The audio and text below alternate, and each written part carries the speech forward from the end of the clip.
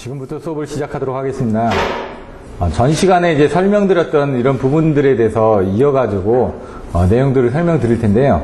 이제 뭐 요약을 좀 많이 해드린다기보다는 조금 진도를 빨리 나가기 위한 부분이 있기 때문에 여러분들이 좀 잘 이해가 안 되시는 부분이 생길 수도 있습니다.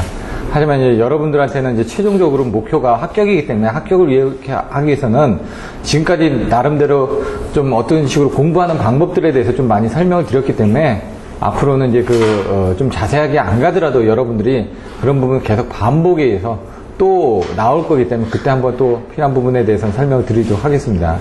이번 장에서 이제 배전 쪽입니다. 그 배전 쪽에 들어가는 뭐 배전 보호 방식이라든가 이런 그 배전 계획이라든가 이런 배전 자동화라든가 이런 전체적인 배전 개념에 대해서 미리 한번 살펴보시고 하면은 기본서 하실 때도 많은 도움이 되리라고 생각을 합니다. 자, 보시면요. 고압 배전 방식을 설명하고 특징을 설명해라. 배전 전압이 3상 4선식으로 된 경제적 기술적 원인에 대해서 설명하라. 수용률 부등률 부하율을 갖는 의미를 설명해라. 배전 계획이 뭔지, 배전선 보호 방식이 뭔지, 스폰 네트워크 수전 방식이 뭔지, 배전선에서의 순간 전압 강화 순간 정전이 뭔지, AS 설치 시 문제점이 뭔지, 그 다음에 배전 선로를 고려할 때 검토해야 될 내용이 뭔지, 배전선로 신설 시 검토하는 부분이 결국은 이제 고밀도화에 효과적으로 대응할 수 있는 배전 방식이 이게 대용량 배전이거든요. 그래서 이런 것들도 98, 99도 같이 한번 묶어서 보시면 됩니다. 그리고 100번이 배전 자동화. 아주 여기까지가 배전 부분이고 그 밑에 보시면 또 변압기 고적 혼척시 이런 것들, 무정전 극복 이런 쪽 다 배전입니다. 플리커, 전압 조정, 변전소. 아까 보시면 여기 그 순간 전압 강화, 순간 정전일 때도 이런 플리커라든가 이런 부분들이 같이 들어가시면 좋고요. 전력 품질 쪽으로 해가지고. 그러면 지금 고압 배전 쪽으로 한번 살펴볼 텐데요. 고압 배전을 보면 이제 급전선이 있습니다. 간선, 뭐 이런 용어들이 나올 거거든요. 나중에 급전선, 간선, 뭐 저런 내용들이 나오는데 기본서 책에 보시면 그런 부분이 나와 있습니다. 그래서 그 부분은 이제 다시 설명을 드릴 텐데, 여러분들이 수압망만 이제 고압 배전하면 수압망이 나와야지만 됩니다. 저압 배전은 방해 환내 이렇게 나와야 되고, 12장에 나와 있는데 이 부분은 그렇게 중요하지는 않습니다. 하지만 이제 혹시라도 나오게 되면 써야 되거든요. 10점짜리로 나왔을 때. 아니면 필요하면은 뭡니까? 아까 다른 쪽에 배전 쪽에 대한 부분을 쓰면서 여기에 고압 배전 계통이 이렇게 있다라고 그냥 한 줄이라도 좀 더 넣어줄 수 있게끔 하기 위해서 애워두시는 겁니다. 그냥 배전 방식에 대해서 계획을 해야 되는데 어떻게 되냐? 고압 쪽은 이런 방식들이 구성이 되어 있는데 우리는 그런 그 구성 방식 쪽에서 어떻게 고압 배전을 하기 위해서 선로 부분을 어떻게 설계를 해야 되고, 이렇게 신설 시 어떻게 해야 되고, 대용량 배전을 하기 위해서 어떻게 배전 자동화를 어떻게, 이런 식으로 이제 같이 묶어서 쓸 때 요 한 줄을 써주시기 위해서 그냥 애운다라고 생각하시면 되지, 고압 배전 방식을 설명하시오 이렇게 하기에는 조금 문제는 지금은 추세는 아닙니다. 나오는 추세는. 네, 제가 말씀드리는 것들은 이걸 꼭 외우라고 하는 것은 그런 때 답안지를 좀 써줌으로 인해 가지고 다른 사람의 답안지보다는 조금 윤택하게 내가 이렇게 기본서에 있는 이 목차대로, 기본서에 왜 제가 자꾸 강조를 하냐면 기본서에 있는 목차대로 답안지를 쓰면서 그걸 갖다 껴 넣었을 때 채점자가 보기에도 편하다는 얘기죠. 맨날 기본서를 많이 보던 사람이다 보니까 이 사람은 책에 있는 순서대로 썼다는 건 뭔가 체계적으로 썼다라고 느껴지거든요. 막 왔다 갔다 하면서 쓴 게 아니라 변압기도 뭐 설명할 때 뭐 이거 설명했다 저거 설명했다 나는 다 설명했어. 근데 보는 사람은 이건 한눈에 안 들어오는 겁니다. 보는 사람이 한눈에 들어올 수 있게끔 뭔가 하라. 아까 순간 전압 강화, 순간 정전도 할 때 보시면 개요해 놓고 순간 전압 강화, 순간 정전 이렇게 바로 나오지 말고요. 저압 쪽에 배전 방식에서 나올 수 있는 여러 가지 문제들이 있다. 전력 품질에는 순간 전압 강화, 순간 정전 뭐 이런 부분이 있다 해놓고 밑에다 간단하게 그림들을 몇 개 그려놓고 난 다음에 거기서 이제 순간 정전하고 순간 전압 강화는 이런 거다. 이렇게 하면은 그림만 그려졌지만은 얘가 그걸 뭔가를 알고 있구나. 그 상태에서 순간 정전, 순간 전압 강화에 대해서 풀었으면은 이해가 되는데 그걸 여러분들의 그 교재 보면 맨 뒤에다 놔놨습니다. 결론에서. 근데 저 같은 경우는 그거를 이제 앞으로 좀 끌어오라는 얘기입니다. 내가 이만큼 알고 있는데, 이거 신분증 보여주면서 딱 그 카드 보여줍니다. 나 플래티넘인데, 이렇게. 나 지금 뭐죠? 비행기 타면서, 저기 옛날 보니까, 50만 킬로와트 넘으니까 뭐 100만 킬로 넘으니까 이제 그 카드들이 틀리더라고요. 우리가 쓰는 게 저기 뭐였죠? 저기 VIP? 아니 저기 대한항공 보면은 저기도 이제 저기들이 있지 않습니까? 예? 예? 아니 저기 무슨 등급을 이렇게 쓰지 않을까요? 그 알 때 무슨 멤버 되면은 저 앞에 쓰고 갑자기 생각이 안 나네. 그 태그 붙여질 거. 이코노미석이 있고 비즈니스석이 있고 좌석은 그런데 이제 멤버십 카드가 있거든요. 멤버십 카드들이 다 틀립니다. 우리가 쓰고 있는 카드들이. 그냥 우리들이, 예? 그 옛날에 저기 100만 킬로 그러니까 이상 타신 분들이 있거든요. 저희 회사에서는. 예? 그러니까 그런 사람들은 이제 보시면은 이제 그 이코노미로 끊어도 좌석이 저기가 남아있으면 비즈니스석이 남아있으면 승급을 시켜주거든요.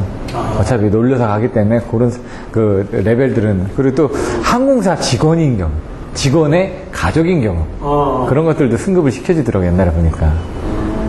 근데 우리 팀이 갔는데 이제 이쪽은 항공사 직원인데 이제 발권할 때 그쪽 팀하고 같이 발권한 직원들은 비즈니스석으로 올라가고 저희는 그냥 옆에서 발권을 했는데 안 되고 역시 줄을 잘 서야 돼. 이런 얘기죠. 왜냐면 같은 직원인데 발권을 이제 할 때 이제 보통 이제 두 사람이서 가서 발권을 하지 않습니까? 세 사람, 네 사람이서가 안 하고. 그러니까 이제 네 명이 갔는데 둘둘이 따로 했거든요. 근데 이제 저희도 보면은 뭐죠? 줄 쓴 때 갑자기 생각이 나요. 그걸로 해가지고 하면은 빨리 하고 프라이어티도 붙여줘가지고 이제 태그 붙여줘가지고 빨리 짐 찾고 하는 그 부분이 있지 않습니까? 그렇게 해도 했기 때문에 그 같은 라인으로 들어가서 했는데도 불구하고 그쪽은 이제 식구가 저기거든요. 그래서 1년에 15번인가? 10번인가 티켓이 나옵니다. 공짜 티켓이. 항공기 승무원의 가족인 경우. 그걸 가지고 무료로 쓰실 수가 있습니다. 그것도 좋은 거죠, 하나의. 특혜니까. 좀 높은 사람이 되면은, 그러니까 그 안에서 높은 사람이 돼서 이렇게 그 티켓을 이용해서 가면 또 그 항공사에서 직원이 나와서 또 이렇게 또 해줍니다. 이렇게. 네, 해주고. 갑자기 빠졌는데, 이제 그만큼 높을수록 더 좋다, 고아. 그러니까 공부도 조금 더 많이 할 수 있으면 더 좋은 겁니다. 근데 문제는 많이 한다고 좋은 게 아니라 정확하게 하는 게 중요합니다. 여기서는. 아무리 공부를 많이 했을지언정 답을 정확하게 써야 되는데 답을 정확하게 쓰라는 얘기입니다. 이렇게 정확한. 제가 그것 때문에 갑자기 얘기를 설명드린 겁니다. 그냥. 번호 부분은 이제 조금 바뀌어져 있는데 그거는 참조를 하십시오. 왜냐면 70번부터 얘가 하나씩 더 늘어났습니다. 앞에 목차에서는. 근데 이제 그 기존에 있던 거에다 앞에다 70번을 하나를 더 집어넣다니까 70번이 두 개가 있습니다. 그래서 뭐 굳이 그걸 번호가 안 맞는다고 이렇게 신경 쓰시지 말고요. 하나씩은 틀려지는 거니까. 급전선, 배전선로가 구성이 어떻게 되는지 수환망. 알고 계시면 수지식은 뭐냐면 방사상입니다. 나뭇가지처럼 이렇게 퍼져 있다. 환상식은 환이 뭐라고요? 반지라고요. 그냥 동그랗게 돼 있다. 망상식은 어떻게 하면 망을 뿌린다고 하죠. 그물이다. 그물처럼 돼 있다. 이 얘기입니다. 그래서 뭡니까? 지금 그물처럼 우리나라는 짜져 있다는 얘기죠. 왜냐면 사고가 나더라도 빨리빨리 복구를 해줘야 되니까. 수지상식으로 하는 게 아니라 이제 이런 망상식처럼으로 이제 다 바뀌어가고 있다. 이 얘기입니다. 그러다 보니까 배전 자동화가 되더라도 딱딱 끊어줄 수가 있는데 이제 문제는 이제 좀 복잡해지는 거죠.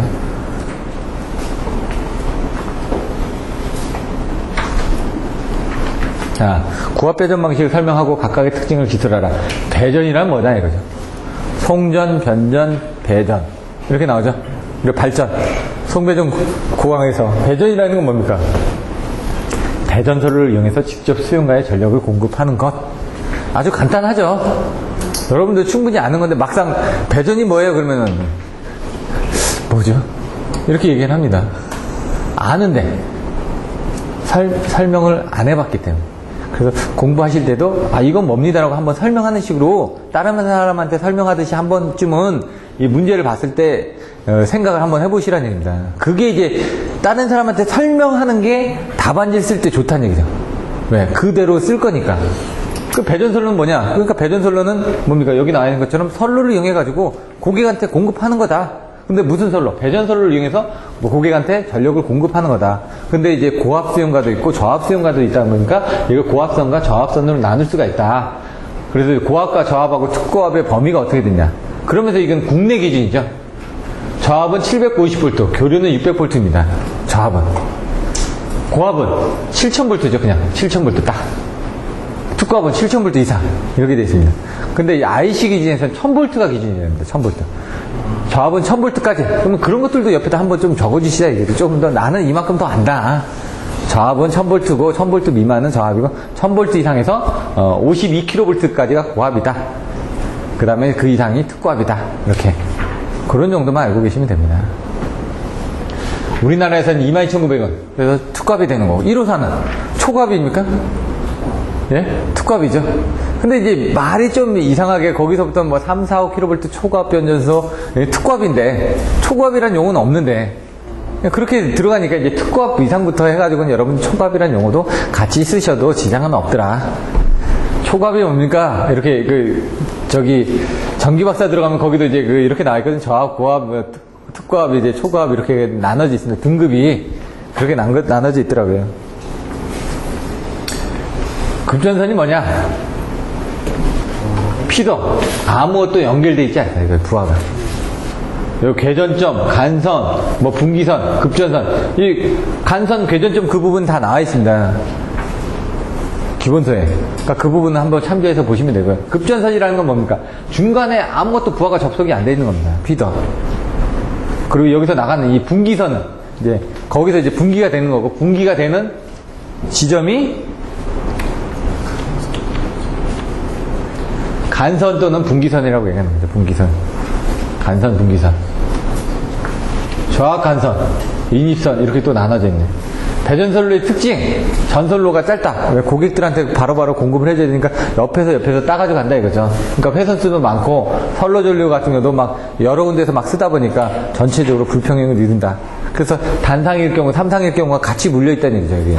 저압 같은 경우는. 단상부하도 있고, 삼상부하도 있으니까, 삼상에서 100을 썼는데, 그러면 뭡니까? 33, 33, 33을 쓴 겁니다. 단상은 R상에서 50을 썼다. 그러면 이제 찐빠가 나겠죠. 한쪽으로 많이 물리겠죠. 그러면 단상 부분을, 그 부하를 맞춰가지고, 그냥 S상에 또 한 뭐 30 쓰게끔, T상에 한 20 쓰게끔, 이런 식으로 배치를 서로 그 수용과 위치마다 적절하게 받쳐주는 거죠. 여러분들 이제 그 전봇대에 가서 보시면 단상 변압기가 3개 달려있죠?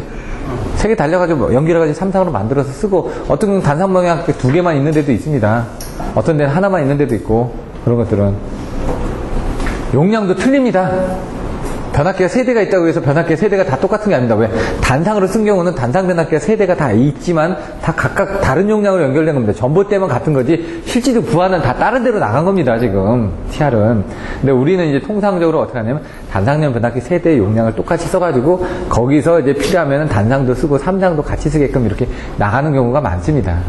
그럼 단상 변압기 용량들이 일반 전봇대에 달려있는 거는 몇 킬로 정도가 클까요? 150 정도가 큰 겁니다. 대부분 100 이하입니다. 100 이하. 30, 50, 75 이런 식으로. 그러니까 용량들 보시면 뭐냐? 거기 또 AL도 있고 L도 있고 이제 냉각 방식이라든가 뭐 재질에 따라서 또 틀려지는데 그냥 크기가 작으면 작은 거고 크기가 크면 큰 겁니다. 보통 100 정도가 맥시멈이라고 보셔도 됩니다. 150을 쓴다는 건 여러분들 집에 쓰는 게 3kV 정도 쓰거든요? 3kV 정도인데 150짜리가 달렸다. 그러면 50집을 거기서 공급을 해야 되는데, 예? 전봇대들 보면 중간중간에 많이 있으니까, 거기서 50집을 공급한다면 그거 하나만 터져도 그게 변압기 그거 한 대만 안 달려있을 거거든요? 보통 3대가 달려있으니까, 그럼 450 아닙니까? 150짜리, 예? 3개면은. 그러니까 450이면 그 집에 뭡니까? 한 150개 정도를 공급을 해줘야 된다. 그럼 큰 데 아닙니까? 보통은 이제 용량들이 좀 작은 100 이하짜리가 달려있다라고 보셔도 됩니다. 근데 여기는 고압이니까, 고압 변압기고, 여기 고압 배전용 TR에서 이제 저압으로 가는 거고, 우리가 보는 것들은 다 저압 배전용 TR이죠. 380에서 220으로 바꿔주는. 고압 배전선입니다, 지금은. 저압을 물어본 게 아니니까. 저압은 또 이제 무엇입니까? 뭐 가공이 어떻게 되냐, 지중이 어떻게 되냐, 또 나눠지죠, 또. 수지상, 방사상식, 나뭇가지처럼 돼 있다. 이런 것들은 증가시마다 그냥 꽂으면 되니까 쉬운데, 문제는 여기서 사고 났다. 다 죽어버리는 거죠. 환상시 같은 경우는 이렇게 돼 있는데, 여기서 사고 났다. 그럼 여기 끊어버리면 여기 구간만 죽는데, 망상시도 마찬가지고. 그래서 수한망만 알고 계시면 됩니다. 수한망. 사고 발생 시 다른 계통의 전환이 불가능하기 때문에 정전이 불가피하다. 이런 것들. 환상식. 딱 연결이 돼 있죠. 구분개폐기를 통해서 빠지는데 이제 중간중간에 결합개폐기가 일어나는 거죠. 구분개폐기는 잘라주는 거고 결합은 연결을 해주는 거고. 그래서 요게 옆으로 또 단계가 가면서 이렇게 복잡해지면 그게 바로 망상식이 되겠죠. 자, 환상식은 하나의 환성으로 되고 수요 분포에 따라서 임의장소에서 분기선을 끌어서 공급하는 것. 결합개폐기, 고장시에만 자동으로 패로를 하고 상시는 개로 루프를 한다. 상시 패로 하여 운전, 상시 패로 루프식이라는 얘기죠. 그러니까 이제 그 망상식처럼 되어 있는데 사실상 결합개폐기라는 건 뭡니까? 중간에 필요할 때 넣었다 뺐다 한다는 얘기입니다. 구분개폐기는 사고가 났을 때 구분을 하기 위해서 잘라주는 부분이 구분개폐기 역할을 한다 그러면 결합개폐기는 개통을 붙였다 놨다 상황에 따라서 운전할 때 바이패스용으로 쓰는 그런 용도로 생각하시면 되고요. 구분개폐기는 이제 구분을 한다. 사고가 나면 그 부분을 아예 잘라가지고 그쪽 영역을 죽여주기 위해서 하는 내용으로 보셔도 됩니다. 자, 선로의 도중에 사고가 발생하더라도 결합개폐기에서 계속 전력을 공급할 수 있다. 돌려서 보내줄 수 있다.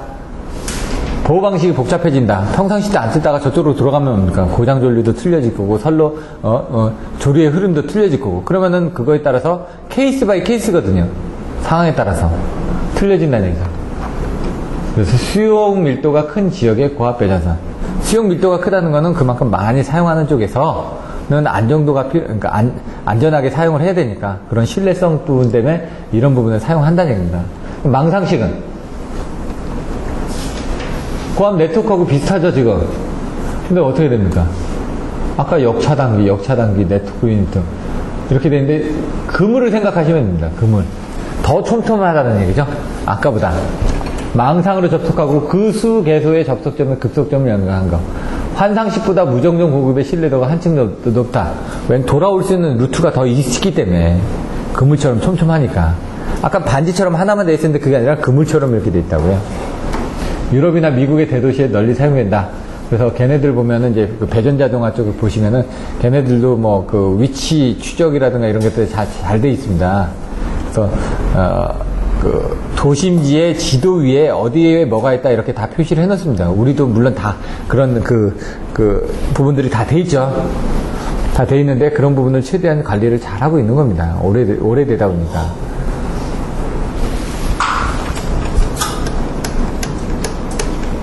자, 배전전압, 격상. 이 부분 한번 보시면요. 기술적, 경제적 근거가 뭐냐? 왜 했냐? 옛날엔 110V를 쓰셨습니다. 근데 지금 220 쓰시지 않습니까? 장점과 단점이 있는데 그거하고 똑같습니다. 전압이 올라갔습니다. 뭐가 좋을까요? 손실이 줄어들겠죠. 네, 단점은 올라갔으니까 위험해집니다. 전압이 높아서 22,900으로 올라갔습니다. 올라갔다면 직접 접지로 바뀌었다는 얘기죠, 얘가. 직접 접지, 그러니까 그전에 66이었는데 뭐 22.9로 내려갔다. 그러면 손실이 많아지니까 나빠지지 않아요? 이렇게 생각하는데 직접 접지다 보니까 그러니까 저런 부분의 특성이 더 좋아져가지고 예? 돈이 덜 들어간다. 경제적인 부분, 기술적인 부분. 이게 지금 3상 4선식 아닙니까? 그럼 전압을 2개로 쓸 수 있으니까 더 좋아진 거죠. 그리고 옛날에 110V를 쓰던 게 아니라 380에 220으로 쓰니까 단상과 3상을 같이 쓸 수도 있고요. 그리고 뭐 여러 가지 내용들이 있겠죠. 그걸 한번 살펴보시면은 발전소로부터 전송된 수연전력은 배전용 변전소에서 일반적으로 마지막 단계로 되어 수용가에 공급되겠다. 이걸 성배전공학의 맨 첫 장에 보면 어떻게 나왔죠? 발전설비, 수송설비, 수용설비, 운영설비 이렇게 돼 있죠. 그런 것들을 이제 보셨다가 여기다 딱 이렇게 그림을 그려놓고 그 운영설비 쪽에 들어가는 배전솔로 부분이 이렇게 바뀌었다. 뭐 그런 그림들, 개통에 대한 그림들을 막 갖다 그려주시라는 얘기입니다. 지금 여러분들 생각나시는 것들 상황에 따라서 요거 갖다 쓰면 좋겠는데 하면은 그런 거 갖다 쓰면은 채점자가 봤을 때 뭐 기본적인 답안지의 내용이 있고 뭐 다른 뭐 내가 많이 보던 그림이 있다 이거죠. 예? 부담이 없는 거죠. 그냥 아예 모르는 게 아니라 그림이 있으니까 보기에 이게 전체적으로 그 발전부터 해가지고 배전까지 어떤 그 개통을 그림으로 그 표현을 했구나. 그리고 배전 쪽에 대한 내용들이 왜 이렇게 바뀌어져 있는지 그 내용을 쓰기 위한 부분이구나. 이렇게 좀 더 이해할 때 좀 더 도움이 된다 이거죠. 점수가 얼마나 올라갈지는 모릅니다. 솔직히. 하지만 그런 식으로 자꾸 끌어다 쓰는 연습을 하시다 보면은 예? 그 다른 사람의 답안지하고는 차별이 되니까 눈에 더 띄일 거라는 얘기죠.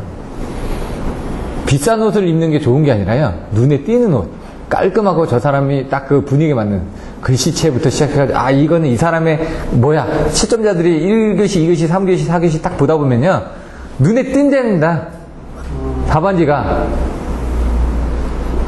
하도 많이 보다 보니까 이렇게 딱 눈에 띄는 답안지가 있으면 더 보게 된다 이거죠. 근데 그 사람 스타일이 그 다음 교시에서 또 보입니다. 눈에 띄면은. 그러면 기억이 날 거니까 이 사람은 뭐 잘했으니까 그러면 더 점수를 더 줄 수도 있고. 그게 이제 물론 이제 글씨가 더 예쁘게 쓰고 그러면 더 눈에 띄겠죠. 다들 글씨가 이상하니까. 뭐 예를 들어 파란색으로만 다 썼다. 눈에 또 띄겠죠. 처음부터 끝까지 똑같은 색을 쓰라고 하는데 파란색으로 쓰시는 분들은 그래도 별로 없더라고요. 예? 다 검은색으로 쓰시지. 오히려 그 파란색으로 써가지고 눈에 띄면은 더 안 좋을 수도 있죠. 예? 더 망가요. 예? 자, 채용이요. 전력 손실 경감. 아까 얘기했잖아요. 올라갔으니까 손실이 줄어든다고요. 그러면 전압 강화도 경감이 되죠. 올라갔으니까. 손실도 줄어들지만 전압 강화도 경감이 됐고. 그 다음에 뭡니까? 전압이 올라갔다는 건 전력량이 올라갔다는 얘기죠. 용량. 예, 용량 증가가 올라갔다. 그래서 전력 수요가 증가됐다 보니까 이런 것들을 자꾸 더 공급해주기 위해서 거기에 대한 공급 능력을 증가하기 위해서 전압을 올려줄 수밖에 없다. 우리가 승합을 한 가장 큰 이유가 뭡니까? 765로. 용량이 부족한데 기존의 철탑으로 못 해주니까 22,900으로 이것도 어떻게 보면 승합을 했다라고 생각하시고 그렇게 생각하시라고요. 배전전압을 통일했다. 3상 4선식 다중접지가 됐습니다. 다중접지라는 건 뭐냐고요? 전봇대마다 접지가 되어 있기 때문에 다중접지입니다. 가면서 다 전봇대마다 접지가 되어 있거든요. 그래서 다중접지 개념이라고 보시면 됩니다. 그래서 여기서 하나, 변압기마다 접지를 하지 않습니까? 여러분들 보시면은, 이제 배전용 변압기에도 다 접지 설치해가지고, 그 전봇대 붙어가지고 그게 땅속으로 다 박혀 있습니다. 그래서 다중접지가 됩니다. 보통 철탑이, 그 전봇대가 한 50m마다 하나씩 있거든요. 그럼 50m마다 하나씩 접지가 되어 있는 거죠. 일선지락 시 지락 전류가 커서 차단기 동작이 용이하며 고장의 선택 차단이 확실하다. 개폐 사이즈 값이 적어서 프리렉이 채무가 가볍다. 이건 뭡니까? 직접 접지에 대한 장점을 그냥 적어놨네요. 직접 접지. 지락 전류가 크다면서요. 또는 유효 접지에 대한 내용들을 써주시면 되죠. 유효 접지가 결국은 직접 접지가 되고 직접 접지가 바로 다중 접지가 되니까 그 내용들을 썼다는 얘기죠. 절연이 가능하다. 뭐 일산지락 시 건전상의 대지 전압은 거의 상승하지 않았다. 이런 부분이고요. 고장전류의 신속한 대지율의 방류를 표현해서 보입조가 용이하다. 자, 여기 보입조 구성표가 있는데 릴레이가 있고 리클로저가 있고 섹셔널라이저가 있고 라인 퓨즈가 있습니다. 자세히 보시면 여기까지가 여기 변전소에 있는 겁니다. 변전소에 변압기가 있고 아까 제가 오전에 345TL 같은 거 보여드렸죠. 그런 배전망이 변전소 안에 있습니다. 그러면 45에 60MV짜리 TR도 오전에 보여드렸죠. 그 45에 60MV TR에 아까 얘기한 분기선이 몇 개나 있을 것 같습니다. 한 7개 정도가 있습니다. 7개. 그럼 그 중에 몇 개만 쓰냐? 한 4, 5개만 씁니다. 왜? 향후에 또 써야 되니까. 근데 그 45에 60MV짜리 TR이 몇 개 달려있냐? 4개가 한 개 뱅크로, 4개가 한 개 변전소에 들어있습니다. 그런 변전소가 우리나라에 한 700여 군데 정도가 있는 겁니다, 지금. 대략. 700여 개 많은 것 같으면서도 딱 보시면 서울 시내만 지금 몇 개가 있는데요. 그러니까 지방에는 이렇게 많지 않고, 지금 여기서 근처에 있는 데는 이제 영등포 여기, 요 뒤쪽에 가면 있습니다. 거기도 있고, 그 다음에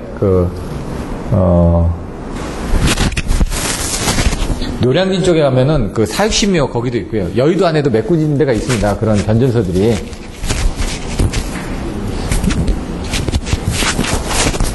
네, 그 변전소들이 아까처럼 45에 60MV짜리 TR이 있다 보니까 좀 범위가 좀 큰 데들 있죠. 네. 목동 같은 데 가시면 목동도 이제 변전소가 있습니다. 그 안에. 그 아파트 단지 안쪽에. 옆쪽에 보시면. 그래서, 일반 빌딩들이 있죠. 빌딩. 근데 빌딩이 그렇게 큰 빌딩이 아니라 한 3층 정도 되는 높이의 자동차로는 한 20대 정도 세울 수 있는 그런 면적. 그 정도 안에 변압기가 4개 뱅크가 들어가 있습니다. 1층에. 지하로 안 들어가 있고, 5개의 건물 안에 1층 정도의 그런 변압기들이 들어 있습니다. 근데 이제 시내로 들어가면 그 변압기들이 이제 지하로 이제 내려가 있는 거고. 예를 들어 여의도만 가더라도 여의도에 가시면 LG 쌍둥이 빌딩 그 바로 뒤에가 남서울전력관리처거든요. 남서울전력관리처 그 안에도 1층에 그 변압기 4개 뱅크가 들어 있습니다. 그렇게. 그런 식으로 돼 있는 것들이 옛날부터 있던 그런 변전소들이 많이 있다는 얘기죠. 지하에서 설비가 돼 있고 앞뒤로는 변압기만 들어있다는 얘기죠. 이것도 이제 고압이니까 특고압에서 고압으로 배전을 하는 겁니다. 그럼 뭐냐? 22,900으로 1호사에서 22,900으로 받는 그런 변전사들이 한 700군데 정도가 있더라.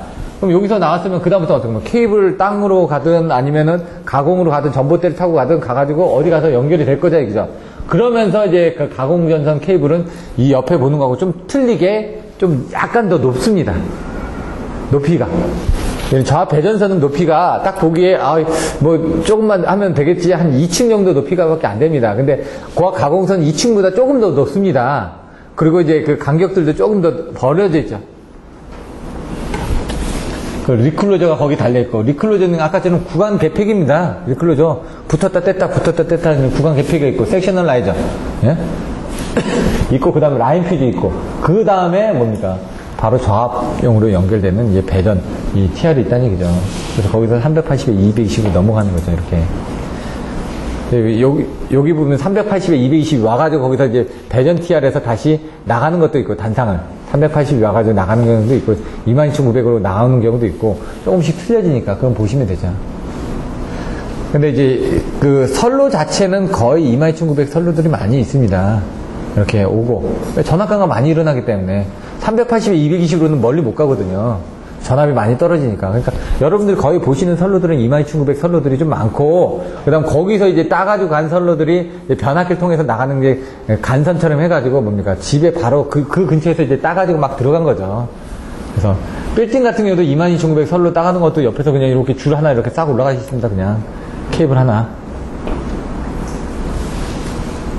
여러분들이 이제 배전선로 보유업체에서 또 배우셔야 될 게 나중에 리클로저, RSF라고 그랬죠? RSL, 리클로저, 섹셔널라이저, 라인 퓨즈 정도. 여기에 대한 것들을 보유업자하는 게 바로 배전선로 보유업자입니다. 그리고 AS는 여기서 지금 들어가죠. 고압 수용가. 여기. FS는. 여기 부분 이제 따로 가야죠. 이렇게 딱. AS. 왜? 여기는 이제 고압 수용가니까 여기는 뭡니까? 고압에서 저압을 해가지고 여기는 이제 저압 수용가로 들어가는 거고요. 고압 수용가들은 여기다가 차단기를 달고 이렇게 들어가는 겁니다. 한전이 관리해야 되는 부분이 책임 분계점까지니까 여기 같은 경우는 이제 저압까지 가면은 이런 부분을 다 보는 거고요. 여기까지 이렇게 관리를 합니다. 이렇게. 예? 여기까지. 그러니까 이거는 이제 좀 따로 보라 이거죠. 제가. 배전선로 보유업체에서. RSL로 따로 보라고 하고 ASS를 따로따로 한번 보십시오. 이 책에는 ASS가 들어가 있지만 그 AS 부분은 좀 따로 해서 보시라는 얘기입니다. 지금 변압기 퓨즈 동작한다. 퓨즈가 끊어지면 어떻게 합니까? 섹셔널라이즈 동작하고 여기 있네. 변압기 퓨즈 동작, 리클로저 동작하고 리클로저 이거 뭔가 FS1 동작하고 FS2 동작하고 RC 동작하고 변전소 OCR 동작하고 이게 변전소 OCR이거든요. 네, 변압기 퓨즈가 여기서 떨어지면은 이 퓨즈가 동작할까요? 그건 모릅니다. 왜냐면요 변압기 2차 단락사고이기 때문에 1차 단락사고는 동작합니다. 퓨즈가 끊어집니다. 근데 2차 단락사고에서는 퓨즈가 안 끊어질 수도 있습니다. 변압기 퓨즈가 동작하고 이 리클로저가 동작하고 예? 그 다음에 이게 동작하고 이게 동작하고 요건 좀 한번 봐야 되겠네. 이게 맞나요? 예? 2가 먼저 동작해야 되지 않나요? 네, 2가 먼저. 그러니까 원이 동작한다고 그래서 이런 것들은 한번 봐주셔야지만 됩니다. 여기 보시면 이게 뭐니까 이게 전봇대입니다. 전봇대에 접지 달려있다 이거죠. 이렇게. 근데 이건 뭡니까? 나중에 작업을 할 때 이렇게 붙여가지고 작업하기가 좋다는 얘기죠. 그렇게 해놓고 커먼에서 양쪽 커먼 해놓으면 여기 지금 루프화 되니까 거기서 선로 접지를 용이하게 해서 대지로 바로 방전시켜지니까 안전하게 작업을 할 수 있죠. 나중에 보시면 이렇게 고압설로 같은 경우는 바이패스 작업할 때 보시면요. 절연 그 고무 있죠. 고무가 가장 좋으니까 고무를 그게 그 선에다 이렇게 딱 올려놓습니다. 예, 저기다 고무선을 올려놓고 그다음 거기서 이제 작업을 하고 이제 또 필요하면 이제 붙여놓고 작업을 하고 그다음 떨어져서 작업하고 바켓스도 떨어뜨리고 바켓스 안에 이제 두 사람이 좀 타기가 힘듭니다. 왜냐면 그게 100kg 정도까지밖에 안 되니까 두 사람 타면은 조금 위험하다 이거죠. 그래서 한 사람이 밑에서 봐주고 한 사람이 위에서 작업하고 이런 식으로 해서 왜 2인 1조가 돼서 작업을 합니다. 두 사람이 올라가서 작업하기는 힘들고요. 그래서 이제 사실상 올라가서 이제 작업하다 보면 그러니까 이제 절연을 하기 위해서 뭐 이렇게 그 고무판 올려놓고 뭐 작업을 한다든가 그런 부분들도 합니다. 기계의 절연 레벨을 경감할 수 있다. 단절연이 가능하다. 전력 손실 경감하다. 앞에서 4개 나왔던 거. 전압 강화 1회선당 50km까지. 근데 보통 한 30km 정도로 33인가? 뭐 그 정도까지만 한다고 그러더라고요. 50km까지 가능한데 한 35km 정도까지만 이렇게 해서 하려고 한다고 합니다. 그래서 그 구간마다 이제 쪼개는 거죠. 전압 강화가 그다음부터 더 심해지니까 50km까지 전압 강화 없이 갈 수 있다는 얘기죠. 50km면 서울 시내만 보면 어떻게 됩니까, 지금? 예? 근데 뭐 변전소들 각각 다 있지 않습니까? 전압 강화가 문제가 되는 게 아니라 용량 때문에 또 문제가 되니까. 근데 이제 시골 같은 경우 가면 또 틀려지지, 이게. 시골에 30km라는 거는 30km도 꽤 먼 거리입니다. 여러분 포 쏘면은 몇 킬로미터나 날아갈 것 같습니다. 예, 우리 지금 보시면 155mm, 뭐 100mm 이런 거 쏘면은. 예? 5km? 10km? 10km 정도 날아갑니다, 10km. 10km도 꽤 먼 거리입니다. 저기 보시면 이번에도 연평도 표격이 일어났죠? 거기서 거기 거리가 몇 킬로 안 됩니다. 10km, 20km도 안 됩니다. 눈에 보이는 거리죠. 10km면은 맑은 날에는 다 보이는 거리거든요. 근데 이번에도 또 문제됐던 게 쐈는데 두 발이 날아왔지 않습니까? 어디서 날아왔는지를 몰라가지고. 예? 아니, 그러니까 예를 들어 옛날에 전두환 시대 같아 옛날에 이제 80년대 뭐 때는 한판 붙으려고 했다고 합니다. 누구 말에 의하면. 예? 네, 미국에서 말려가지고 못 붙었다고 그러는데 지금은 붙을 수도 없는 거고 문제는 저쪽에서 쐈는데 어디서 쐈는지 몰라가지고 대응을 못하니 참 답답합니다. 예? 쏘더라도 뭐 엉뚱한 데다 갖다 써놓고 예? 나중에 보니까 뭐 레이더를 꺼놨느니 뭐 얘기 나오고 그 비싼 거 사다가 왜 안 켰냐 그랬더니 하루 종일 켜놓으면 열받아가지고요 하루에 6시간밖에 못 킨답니다. 그러면은 몇 대를 사다 놓고 돌아가면서 키든가. 예? 6시간씩 하면 6대 돌아가면서 키면 될 거 아닙니까? 4대 사가지고. 예? 말이 되는 게, 사놓고도. 지금 뭐 비행기 몇 번 날라와가지고 이렇게 했다고 하는데, 예? 문짝 보고도 비행기라고 얘기하고. 하도 이제 민감해져 있으니까. 예? 산에 문짝이 떨어졌는데, 문짝이 이렇게 비행기 모양처럼 이렇게 휘어져가지고 떨어져 있을 거니까. 이게 비행기가 떨어져서 이게, 구부러진가 하다. 뭐 이렇게 얘기도 하고 참. 서뚱긋고 놀란 가슴을 가지고 하는 거죠, 지금, 사실은. 아직도 보면 세월호에서 사람들이 지금 아직도 15명인가요? 18명인가? 예? 못 나오고 있는데, 한 달이 넘었지 않습니까, 지금. 그거를. 초기 대응을 못 해가지고. 헬기가 가서 방송만 했어도. 살아나온 사람 그 얘기를 봤었는데, 물이 차가지고 나가야 되는데 못 나갔는데, 거기서 이제, 자기도 이제 성인 남자인데도 불구하고 못 나가는 겁니다. 물이 있으니까. 근데 결국 그 사람은 살아나갔습니다. 물이, 그러니까 워낙 넘어 있는 상태에서 물 속으로 헤엄쳐가지고 바깥으로 나왔거든요. 제가 그 안에 있어서도 못 나옵니다. 제가 수영을 배웠어도 못 나온다는 얘기죠. 왜 조끼 입고는 수영이 안 되거든요. 그러니까 그 사람은 조끼가 없었기 때문에 나온 겁니다. 수영조끼를 뭐 학생들 주고 자기는 그냥 빠져나왔다고 하던데, 이게 바닷물에서 수영은 또 잘 안 됩니다, 이게. 물을 먹거든요. 물 한번 먹으면 짜가지고. 그러니까 잘 뜨긴 하는데 수영하는 방법이 또 틀려지죠. 그러니까 평상시 때 그 사람들 나온 사람들 보면 배 많이 탔던 사람들 아니까. 구조를 아니까. 똑같은 겁니다. 제가 이런 얘기를 왜 드리냐면 평상시 때 여러분들이 시험 문제를 많이 보고 그러면 거기서 많은 부분을 찍어가지고 요거에 대해서 관심을 가지고 있었으면 그 문제가 나오더라도 여러분들이 쉽게 답을 쓸 수가 있다는 얘기입니다. 그러려면 어떻게 하냐? 관연도 문제만 일단 보십시오. 정 안 되면은. 관연도 문제만 따로 총무님한테 해서 보내드릴 테니까 그것만 들고 다니면서 관연도 문제 여러분들 하실 거 없습니다. 관연도 문제 보면서 이거 어떻게 써야 되겠다. 생각만 하시라는 얘기입니다, 지금. 다니시면서 그냥. 그것만 해도 공부가 됩니다. 그게 왜냐면 짧은 시간 동안에 내가 뭔가 하려고 생각하다 보면 이거 뭐였지, 이거 뭐였지. 그러니까 머릿속에 잊어먹지 않고 뭔가 계속 생각을 하는 겁니다. 그렇게 된 상태에서 시험장에서 그 문제가 딱 나왔으면 여러분들이 여러 번의 생각을 했기 때문에 그 부분은 기본적으로 먹고 들어간다는 얘기죠. 그리고 안 나오면 자기가 그걸 한 번이라도 더 정리를 하려고 거꾸로 지금 98회부터 지금 이 책도 60회부터 98회까지 있지 않습니까? 그러면 제가 나눠서 보내드리겠습니다. 60회부터 해가지고 쪼개서 보내드릴 테니까 이번에 가가지고 60회 부터 해가지고 60회 이렇게 문제만 그럼 그거 해가지고 보시면서 물론 책이 이렇게 되기 때문에 다 쪼개지는지 모르겠지만은 아니면 저기 제 홈페이지 들어가면 다 있습니다. 60회부터 몇 회까지 관연도 문제 부분 다 아래 한글로 공단에서 다운받아가지고 나온 거 있거든요. 그거를 보내드리든가. 그럼 하루에 그 회차, 한 회차 문제 있을 거 아닙니까? 그것만 보시라는 얘기입니다, 문제만. 다른 거 필요 없고. 그게 공부니까요. 자, 중성성 공용이 저합 증가 가능하면. 이건 지금 단권변압기일 경우 그렇게 되겠죠? 아까 단상변압기를 해가지고 지금 1차, 2차 쪽에 저합 쪽에 중성성 생량이 가능하다고 이렇게 돼 있죠.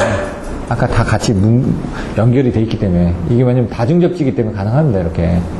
그리고 여기도 이중접지공사 공용으로 해서 접지 사용도 가능하고 OCGR 계정기로 보호도 가능하다.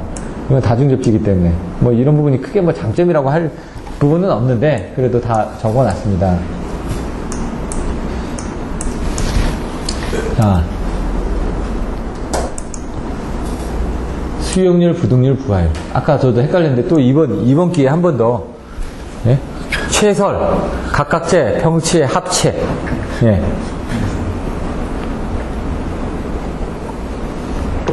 저는 이것만 외웠습니다. 최설, 위에 최대, 밑에 설비. 근데 부하 용량 부분이 나오는 거예요. 최대 설비 부하, 밑에 최설이니까 설비 부하. 이렇게 각각체, 각각 다 더한 최대 용량, 합체, 합성 최대 용량. 그 다음에 평체, 평균 부분 전력, 최대 전력. 이렇게 수등하, 최설, 각각체, 합체, 평체. 이것만 외워주시라고요. 이게 안 외워지니까. 저도 아까 헷갈리지 않습니까? 근데 다시 한번 보면은 이게 나오는데 앞에 최설이 안 나오니까 각각체, 합체, 평체는 나오는데 수등하는 나오고 부등률은 1보다 크다. 그것만 알고 있으면 되고. 자, 한번 볼까요? 최대 수용 전력, 받기 위한 전력. 배전 계획 시 수용률, 부등률, 부하율이 갖는 의미.